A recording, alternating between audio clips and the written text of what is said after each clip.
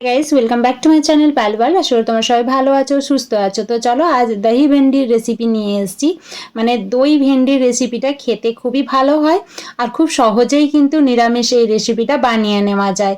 তোমরা যারা নিরামিষ রেসিপি বানাতে চাও কিন্তু পারো না, তাদের জন্য কিন্তু এই ভিডিওটা অনেকটা হেল্পফুল হবে। তো চলো স্টার্ট করি। প্রথমেই আমি এখানে দই নিয়ে নিয়েছি 200 গ্রাম মতো। তো আমি এই দইটা খুব ভালোভাবে ফেটিয়ে নেব। টক দই নিলেই কিন্তু খুব ভালো হবে, টক দই ছাড়া কোনো রেসিপি হয় না। তো আমি এখানে টক দই নিয়ে নিয়েছি 200। আর তারপর আমি দিয়ে দিচ্ছি 1 চামচ হলুদ গুঁড়ো, 1 চামচ জিরে গুঁড়ো, 1 চামচ ধনে গুঁড়ো আর 1 চামচ গোলমরিচের গুঁড়ো।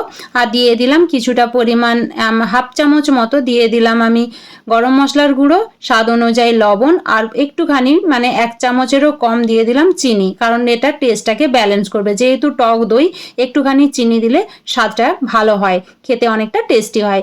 এরপর সমস্ত মশলাগুলোকে খুব ভালোভাবে আমি মিক্সড করে নেব দইয়ের সাথে। খুব ভালোভাবে ফেটিয়ে কিন্তু মিক্সড করতে হবে, যাতে দানা দানা থেকে না যায়, খুব ভালোভাবে মিক্সড হয়, একটা স্মুথ পেস্ট তৈরি হয়ে যাবে। তো দেখো এইভাবে কিন্তু আমি দইটাকে রেডি করে নিলাম। এবার তোমরা যেরকম ভেন্ডি নেবে তার উপরে কিন্তু দইটা কম বেশি করে নেবে। তো আমি এখানে ভেন্ডি নিয়েছি 150 গ্রাম মতো ভেন্ডি নিয়েছি। ভেন্ডিগুলো আমি একটু বড় বড় করে কেটে নিয়েছি, মানে বড় ভেন্ডিগুলো দুটো করে কেটে নিয়েছি আর ছোট যেগুলো সেগুলো আমি গোটা গোটা রেখে দিয়েছি। এরপর আমি কড়াইতে দিয়ে দিয়েছি তেল। তেলটা গরম হয়ে এসছে, এরপর দিয়ে দিয়েছি শুকনো লঙ্কা আর দিয়ে দিয়েছি জিরে। তো এরপর ভেন্ডিটা দিয়ে আমি খুব ভালোভাবে কিন্তু ভেজে নেব। আর এর মধ্যে কিছু দেব না, অল্প পরিমাণে একটুখানি ভাজা হয়ে যাবার পর অল্প পরিমাণে হলুদ আর লবণটা আমি তোমাদের দেখাতে পারিনি, দেওয়ার সময় ক্যামেরাটা অফ ছিল।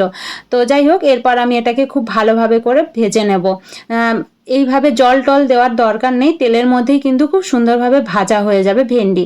তো দেখো ভেন্ডিটা ভাজা কমপ্লিট হয়ে গেছে। এরপর আমি যে দই মশলাটা তৈরি করে রেখেছিলাম সেটা এর মধ্যে দিয়ে দিলাম।